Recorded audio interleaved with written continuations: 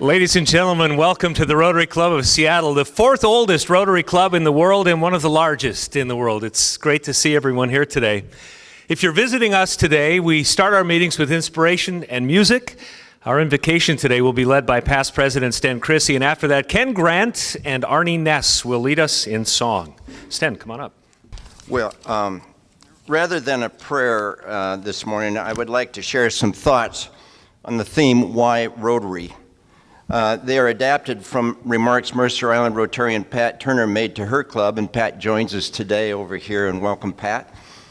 For more than a century, Rotary has thrived on a simple concept, service above self. And for more than a century, millions of people the world over have benefited. Usha Sabu, spouse of 1991-92 RI President Rajendra Sabu, said it this way: immunizing our own kids is ordinary. Immunizing all the children of the world is Rotary. Giving education to our own kids is ordinary. Building thousands of schools for poor children is Rotary. Having a home with conveniences is ordinary. Providing homes, toilets, and digging water wells for deprived people is Rotary. Seattle 4 is a large club, yes. But the largest part of our club is our heart. Currently, our club manages 40 projects, any one of which is worthy of a spot on Usha Sabu's checklist.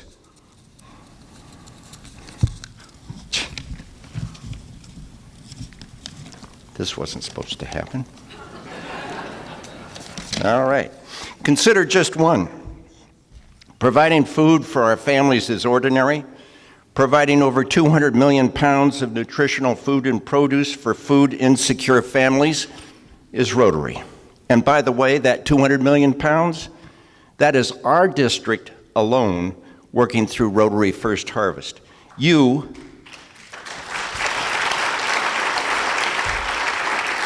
the members of this club, contribute more dollars and more volunteer labor to sustain the mission of Rotary First Harvest than any other club in our district. Because of you, not only can hungry, homeless children eat, they can go back for seconds. So the next time someone asks you why they should join Rotary, remember the words of Usha Sabu and tell them about the 40 projects our club has undertaken to change the world. Tell them how we provided 200 million pounds of nourishing food for the hungry. Then ask them, if you think the world could be a better place and you want to help to change it, why wouldn't you join Rotary? So I have a quick update on today's program. We originally had Dan Price from Gravity Payments scheduled to speak today, but have decided to allow more time to honor the work that Detlef and Mary Schrempf have done in our community through their foundation. Dan has graciously offered to host an event at the new Gravity Payments offices, for which he would like to extend a special invitation to our club members. We'll have more details on that to come. So I want to give you first an idea of the good with one of the organizations that Det and Mary have supported over the years. One of the first beneficiaries, I think the first of their foundation, was the Boyer Children's Clinic. For 75 years, the clinic has served kids with neuromuscular disorders and developmental delays. Boyer offers support and hope to families while helping these beautiful kids reach their potential. So for the first part of our program today, we get to see some of the good that the foundation has done. Please welcome Michael Stewart, the Executive Director of Boyer Children's Clinic. So good afternoon. Again, my name is Mike Stewart, and I'm the Executive Director at Boyer Children's Clinic. And since 1942, Boyer has been the largest provider of early intervention services for children birth to teen in the greater Seattle area. We provide therapy, medical consultation, early childhood education, family support services, and care for nearly 1,100 families each year. And first, I would like to start by thanking Seattle 4 Rotary for inviting me here today. I'm truly honored to be part of this wonderful celebration of Detlef and Mary. My admiration for Detlef began when I was 13 years old. I don't know if I have the next slide. I was 13 years old at the time, sorry Detlef, at the old Heck Ed. My dad and I went to many games. I was a huge fan of the Huskies and later the Sonics, probably like many of the people in here. And my respect for Detlef and Mary has only grown over the years as I've seen their family's passion and tireless commitment through the Detlef Shrimp Foundation. We, Boyer, are so fortunate to have the Shrimp family as longtime pillars of our philanthropic community. And their foundation's annual events, including the St. Patrick's Day Dash, Ripple of Giving Gala, and Golf Classic, have not only raised millions for various nonprofits, including Boyer, but have helped foster the spirit of giving throughout the region and taught people that getting involved in your community can both be fun and meaningful. And as individuals, their compassion, generosity, and enthusiasm for helping others is nothing short of inspiring.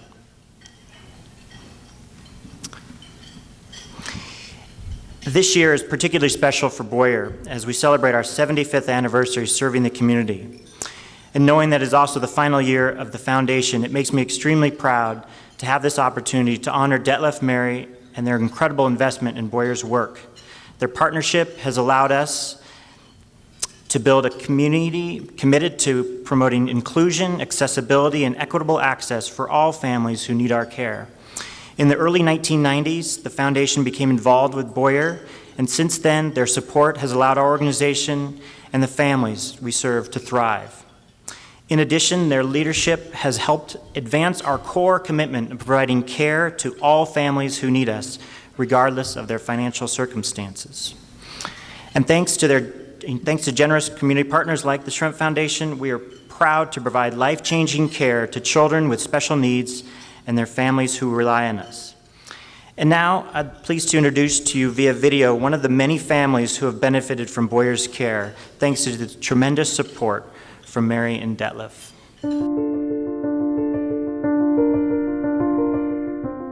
We had a smooth pregnancy and delivery with my first, and he's a healthy, typical child, and I never expected to walk this path ever. During my pregnancy, they knew that something was going on, but weren't able to diagnose it until he was born. I thought I did everything right. I had him before I was 35. I didn't eat lunch meat when I was pregnant, thought I did everything right. Dane was born with Cornelia de Lange syndrome, a random genetic mutation on chromosome 5. For a lot of kids, it means a lot of different things. For Dane, it means he's very small. He can't eat orally. He's on oxygen when he sleeps. He has hearing loss. He's nonverbal, just delayed in every aspect of life, basically.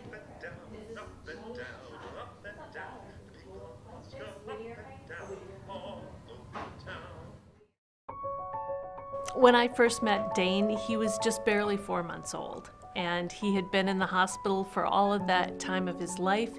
He got discharged, and 6 days later, after he came home, the Boyer nurse went out to the family's house. Shortly thereafter, I went out, and my focus was to work on Dane's feeding. One of the basic goals for parenting is to be able to feed their child, and it's very difficult when you're not able to do that in a very traditional manner. I also incorporated Brother Nick, who liked to be a very helpful person in the household, who would hand me different spoons and toothbrushes and would sometimes even volunteer to taste foods to give Dane a model so that Dane would know what to do. At Boyer, we have services to address all areas of development. Can I have a hand? Can I have a hand? Come on. Look at him. Come on. Well, you can pick that up and bring it to me. I'd like it. I remember Cheryl working with him a long, long time ago about cause and effect toys, and where you push a button and maybe a light turns on, and I just thought to myself, that's never gonna happen. But here we are, it took 1.5 years of working at it, but now he'll push a button.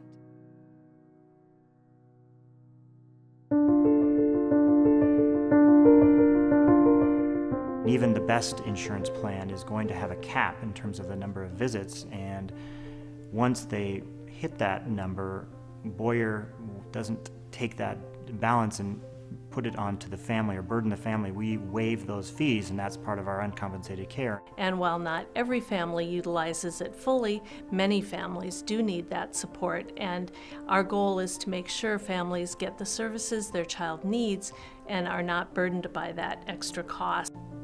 Since 1942, our mission has truly been to serve every family that requires our services. If a family does not have the financial resources to pay for the services, we will make sure they get them. So we would never turn away a family due to financial circumstances.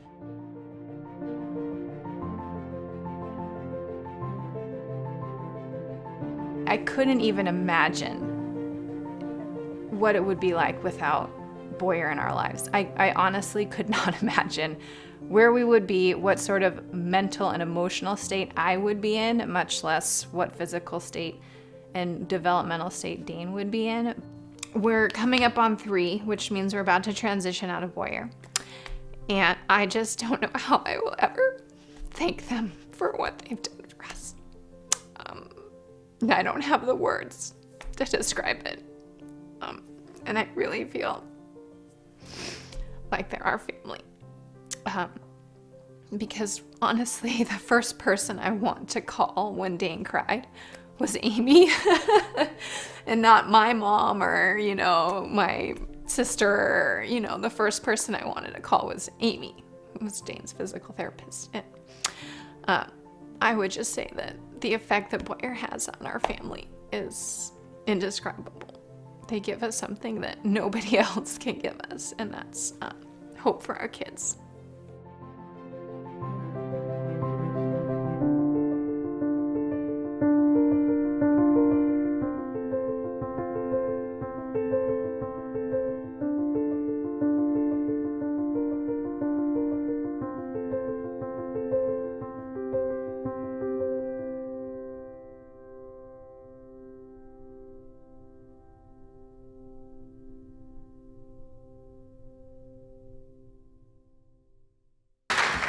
So, in closing, thank you, Detlef and Mary, for giving Dane and so many thousands of children the best chance for the brightest future possible. And thank you to your entire team and board of directors at the foundation. It's been a true privilege to work with you over the years, and it's an honor to celebrate the incredible impact you have made on our families, as well as throughout the Pacific Northwest. Thank you. So you look at the impact on one family, just one family, and then multiply that by how many other families are helped. Michael, thank you so much, and keep up the great work. Det and Mary, come on up on stage. Please give a warm Seattle 4 welcome to Detlef and Mary Schrem. I want to start back to how you came to the U.S. You started as an exchange student, right? We're going to start at the beginning. That's a long time ago. I came over as a high school student on a not a really exchange program, but I just tried to come over for a year and see what it's like, and never went back. Wow. You were a soccer player originally, is that right? Yeah, not a very good one. So you go to Centralia High School, and I'm guessing that at Centralia High School they're thinking, wow, our prayers have just been answered. This giant from Germany has arrived to save our season. It was a good time because I told the coach I was 6'4.5", and when I got off the plane, he goes, "You're not 6'4.5". So I was about 6'8" at the time. So we, my math wasn't very good. Centimeters to inches didn't quite work out. But he was pleasantly surprised, and we had a great team, and it was a great time in my childhood. Wow! And then you went on. Did you walk on at the University of Washington, or how did you and Marv Harshman get connected? I couldn't have walked on because I didn't have the finances for it. So Marv threw me a scholarship at the last moment. He said one of the kids didn't make grades, so he had a scholarship available if I wanted it. That was his pitch, and pretty much. And I came up and visited the school, and that's all it took. Wow. So Mary, you're both from Germany originally. Yes. And is the story right that you were both representing Germany on your respective Olympic squads? And you met that way, or what's the backstory on how you were an Olympic-class hurdler, right? Yeah, well, not yes. So I born and raised in Germany, and I used to run track and field for Germany. And I guess at some point I was the best hurdler in Germany, over 400-meter hurdles. And I went to the first track and field world championships in Helsinki in 1983. 1984 were the Olympics in LA. And so I was planning and hoping to go there, but I tore my Achilles tendon at the World Championships the year before, and tried to make a quick comeback, but it didn't work out. So Dad and I met in '83, and so he knew 82. 82. He knew he was going to the Olympics. So our hope was that we would be there together, but it didn't work out. So take me back to the early days of you in the NBA and how you got involved in philanthropy. It started with a golf tournament, didn't it? Well, I would say at that stage we were dumb and young, and we just wanted to do something. And we were fortunate to come back to Seattle, and right away made some good connections. And obviously, first of all, I want to point out Chris Levitt here, who actually approached us at the time, and one of our vice presidents, Chris Levitt, Nicole Morrison, our executive director, and then Michelle is also here. I didn't see her earlier. So yes. They are the ones, my name is on the foundation, but they're the ones that made it all happen over the years. And Chris literally came up to us and said, hey, you're back in Seattle, what do you want to do? And we said, we want to get back into the community and figure out how do we give back. And he said, well, it's early 90s. Everyone is doing a celebrity golf tournament. And that's how we got started. And then it just exploded, and brought on Nicole right away because we couldn't manage it, and came up with a really good plan and program, and that's how we got started. Wow. And talk about your kids, if you would, Mary. You have a son who is special needs, and the hearts that you have to. We saw a family that the Boyer Clinic served, and talk about how that motivated you to want to give back at such a high level. It's I don't know if it was serendipity. I don't know. But when we started the foundation in '93, so Alex was our oldest one was 3, and Michael was 1. So at that point, we did not even know that Michael would have special needs. But we started with Boyers, and because at the end we were trying to figure out what do we care most about, because there are so many wonderful causes to support, and that was always approached by one end of the scale to the other. And so we said, let's get organized and figure out what is it that we really care about. And it turned out to be children and families, and we were a young family, and so it just sort of everything fell into place. And then the charities that we supported somehow always mirrored the stage that our own children were in. So we started with young infants, and then we worked with youth care that cared about teenagers that are homeless, living on the streets. And our kids at that time were that age, and we thought, oh, how awful it must be for these kids to be out there and not have a home. And so it just sort of kind of all fell into place. And then when we realized that we had a son with disabilities, it just, we worked with Kindering Center, who also supports children with developmental disabilities, and then children's autism. And so it just sort of, it just sort of all fell into place. And we were so lucky. We were lucky because we could afford to give Michael all the support and find the care that we needed. And so we were very aware of what it would mean if you don't have those resources and you constantly are on your own trying to find the care that you need. And just to add to that, we walked that path. When I looked at the list of special education director, speech therapy, occupational therapy, vision therapy, we did all that. And thank God we had the finances, because it's not cheap, and like they said, insurance didn't cover it. And Nicole has walked that path. She has a daughter with special needs, so we have a very strong bond, and I think that's what helped us along the way. I talked with Nicole. I've known Nicole for, I don't know how many years. I knew your mom and dad. My wife's parents have a cabin on Priest Lake, Idaho, and Nicole's parents had a cabin right next door. So our families got to know each other very well over the years. And when I talked to Nicole on the phone earlier today, she said the secret to what you have is that you adore each other. And that over the years, just that... This is being videotaped, by the way. No, but you just have a respect for each other, and you obviously have found a way to make it work and just found this passion, and it's contagious.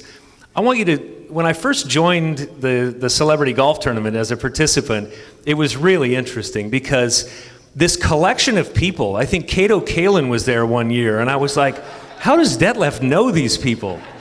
And talk about how did you gather this group? Like Ryan Stiles, brilliant comedian. You've got this group of, Alan White, the drummer for Yes. So we're on the boat going over to McCormick Woods one year, and I'm in the buffet line on the boat, and I see this elderly guy with long white hair, and I said, hi, I'm Mark, what's your name? And he said, it's Alan, in a British accent. I said, oh, what do you do? He said, well, I've been called a rock star. And I was like, oh... And I went, and I just like shrank, and I was like, he said, we've got a little band called Yes. Have you heard of us? But I've gotten to know Alan and Gigi over the years. How did this collection of people start? Did it start with athletes you knew on the Sonics and grow from there?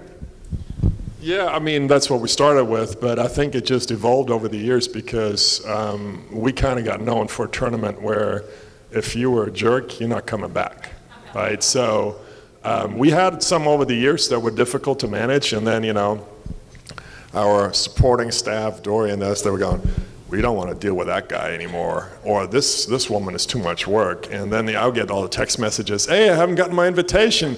Oh, God, must have gotten lost, you didn't make the cut this year. So we actually have been so fortunate that we have celebrities that had looked forward to coming to that deal every year. That was their getaway, and we had some pretty good names, but average they were not in the top 10 or so, but they were great. People loved them. They were entertaining. They all thought they could sing. So when we did karaoke on the boat right back, it was, thank God there are no videos of that, but it was always fun. I should say that, hey, Hamilton, can you bring my jacket up? I forgot to put it on. Take a look at the slide that's up there. There's a backstory to this. Dad, tell the backstory to the ugly jackets. The ugly jacket? Sorry, these awesome jackets. So, Chris, who runs our golf tournament, has always these lovely ideas, and it's all for the kids. But some years we'd have like a swimsuit issue calendar in the goodie bag, and we're going, Chris, it's for the kids. But his idea early on was that the third place finish would get the ugliest jacket in the world. So it was a big thing every year at the golf tournament. We start with the third prize, name the people, have them come up to the front, and over the years we've given away, that's actually pretty nice, we've given away some really bad jackets. So people come back and wear them. It's actually kind of funny. But and third place is, the philosophy behind it is you're not going to cheat your way to third place. So you can cheat your way to first or second and then be all proud of your gift. But so I love it. And the fact that you gave all of us jackets that we will wear proudly. Mary, what's been the most satisfying part of this ride? 24 years you both have been doing this. Is there a story that stands out in terms of just the impact that you've had? Oh, I don't know. There are so many, but I think for me personally, it's just the relationship that we've been able to build. And one source of pride to me is that the charities that we've worked with most closely, we had a personal relationship with the people. So we met them, and everything clicked, and they had the same philosophy, that we shared the same philosophy, and so it's just the incredible people that we met over the years, and we all had the same goal, and so that to me stands out the most. So Detlef, you were an international business major, right, in college, and now you're in finance. I've always been curious about professional sports is such a strange way to make a living, and oftentimes people come up through professional sports from really, lean upbringings with no experience managing money, and then suddenly they're flush with cash, and a lot of times it doesn't work out. How did you manage that whole idea of, wow, I've got all this money coming in, what do I do now? Well, it's not, it's a while back, so it's not like it is nowadays. My rookie salary was decent, but I wasn't going to buy a Ferrari, right? I think we bought a red Jeep Cherokee, wasn't it? That was our first car. I was like, wow.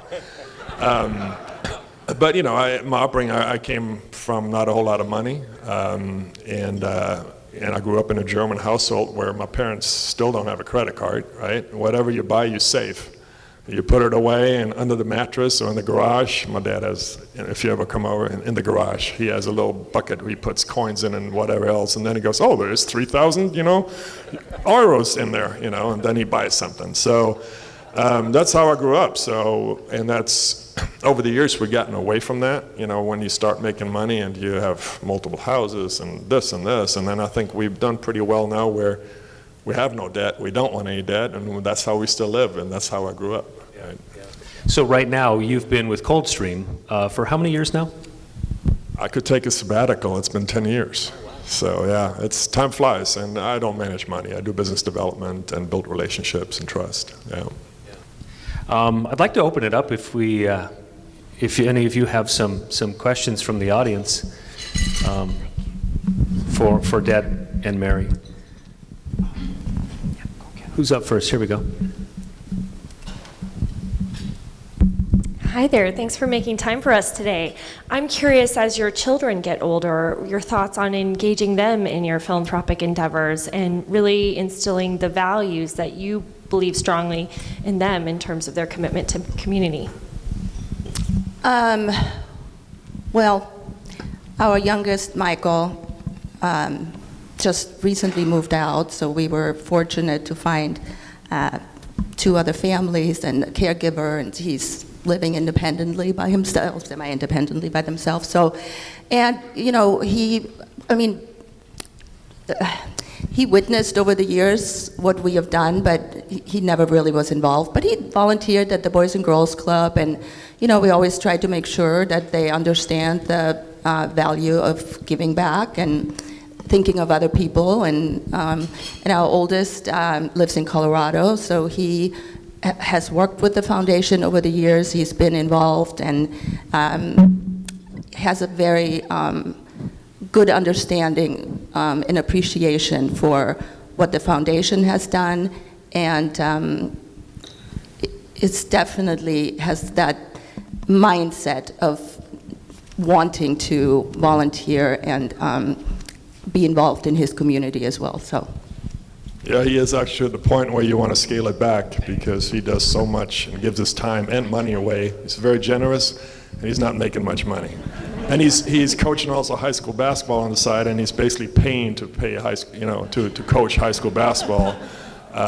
So we're kind of going, well, dude, how about scaling that back and focusing on paying your bills. Thank you. I am caught up in your romance. Mary, did you ask him out or did he ask you out? Because, I kind of want to. And what did you say then, since you did it, Deb? What did you say? Well, dude, I never had any games, so. I think it was out of desperation. We were on a TV show together. That's how it started. And we were being interviewed on TV in Germany because she had just run the best time in the world in the 400 hurdles. And I was highest, youngest scorer in the European Championship. And so we met literally one night on a TV show in Germany. And afterwards, this is it's like starts at 9:45 p.m. So when it was finished, it was like 11:30. And all the guys there were like our age now, right? They were all 50s old, And so they go to this little restaurant with no food and having their little beers, and we're sitting there, I'm starving, and she's looking at me and I'm going, this is boring, I'm out. And she said, I'm going with you. And we went to look for McDonald's, which at that time was closed, but that's how it started. So, and then we stayed in touch for a little bit longer. Actually,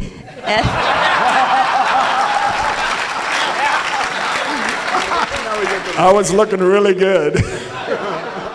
no, it's all true. But the funny part was, so at that show, so there's this green room where you wait before you go out, and I had my best, cutest little dress on. I was ready to go, and then this one comes through the door with a sweatshirt. His sneakers were untied. He had just driven from France, right? They drove you from Paris. So he hadn't slept. He looked like he hadn't slept in like 3 days. He had bags, circles under his eyes, and walks in, doesn't say a word, no hello, hi, nice to meet you, nothing. And I thought, geez. I was very shy. What a weirdo.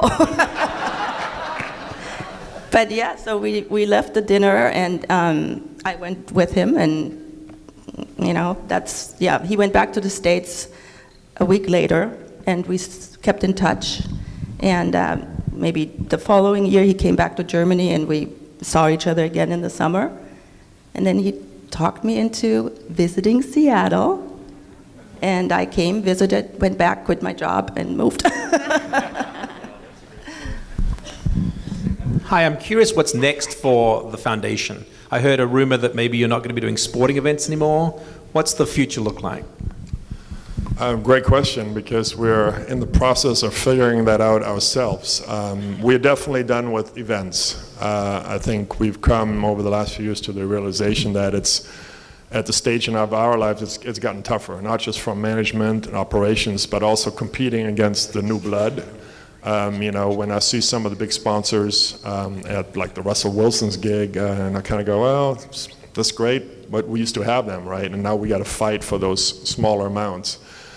So I think we're done with putting on events. We're in a discussion of how we can keep some fundraising alive, and we still have some funds to distribute over the next year or two, and how to best do that, and do we still raise money through maybe some online stuff or special appearances or partnering with corporations that, we were fortunate to be in this environment where our friends have become supporters and sponsors, and our sponsors and supporters have become friends. So we have built lifelong relationships that are hard to let go, and so we're kind of going, what can we still do, and how can charities benefit that we want to support? So we're in that process to figure that out, but we're only 6 weeks from our last event, so, Nicole is like, why are you throwing this on me now? Can't we just wait till like Labor Day, So we're trying to figure it out, but we still want to have an impact in our community and maybe just change a little focus. I definitely want to go more into consulting the younger generation on how to do it properly.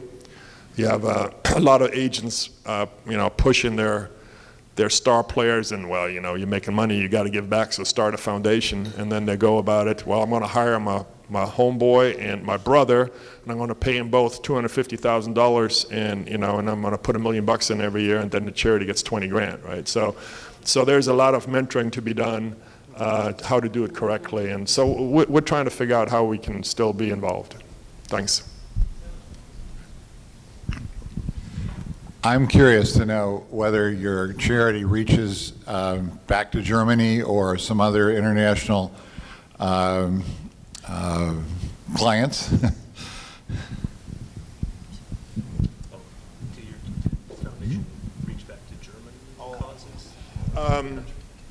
You want to?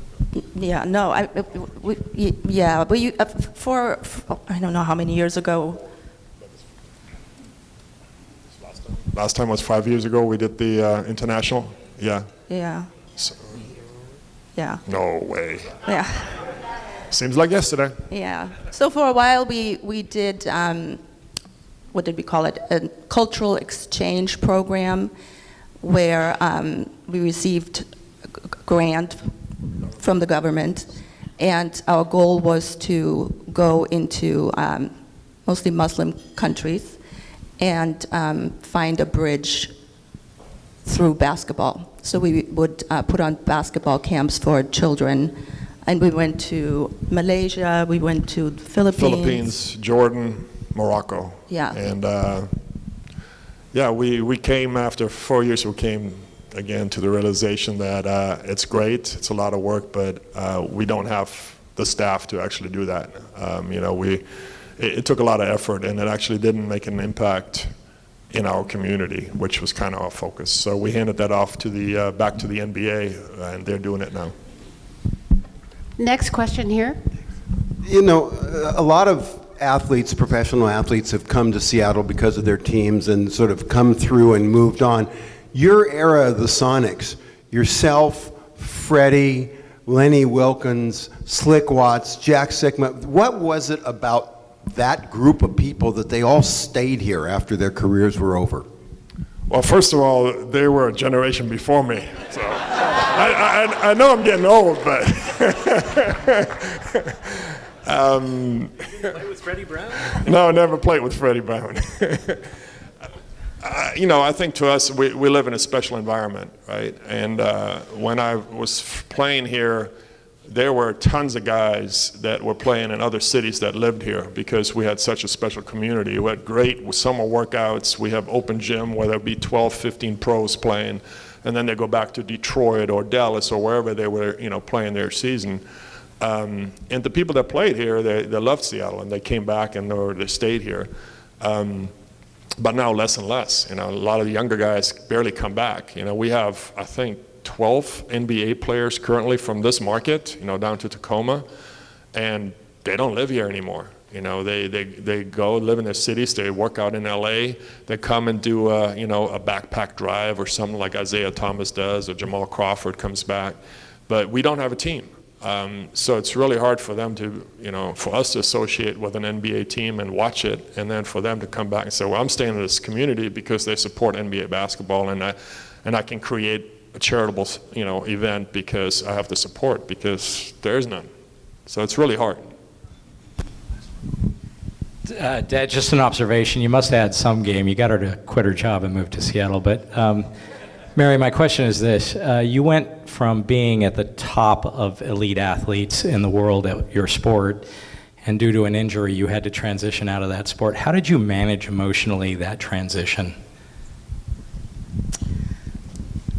Well, I think leaving my home and moving to Seattle was a big part because, like I said, I tore my Achilles tendon in '83. I moved to Seattle the fall of '84. My mom had died the year before, so there were just a chain of events that made the decision to move to the United States very easy. Plus, I was very young, so, and then, I didn't speak English very well, and that was in college, so I found myself in a place that was unfamiliar, and I didn't speak the language, and I didn't know anybody, so it was just another phase, and I did miss, I trained at the UW for a little while, trying to maybe continue my career, but it didn't work out. And then Dad got drafted. We moved to Dallas, and I don't know. It was a transition, but it was pretty smooth. Yeah. Well, let's give a big round of applause for Detlef and Mary. Thank you so much.